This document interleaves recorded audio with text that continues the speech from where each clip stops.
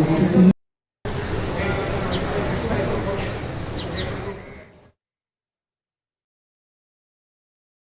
বেগম খালেদা জিয়া এবং তার কবরে আমরা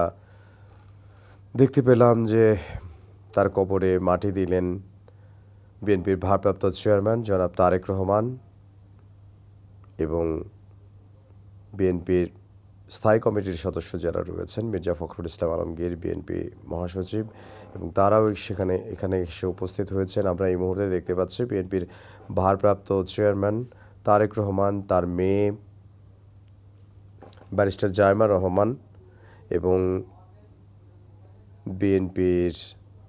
এবং আমরা দেখতে পাচ্ছি যে আরাফাত রহমানের দুই মেয়ে জাইফা রহমান এবং জাহিয়া রহমান তারাও সেখানে উপস্থিত হয়েছেন এবং আমরা দেখতে পাচ্ছি আরাফাত রহমানের স্ত্রী শামিলা রহমান এবং বিএনপির ভারপ্রাপ্ত চেয়ারম্যান তারেক রহমানের স্ত্রী ডক্টর জুবাইদা রহমান তাদেরকেও আমরা দেখতে পাচ্ছি।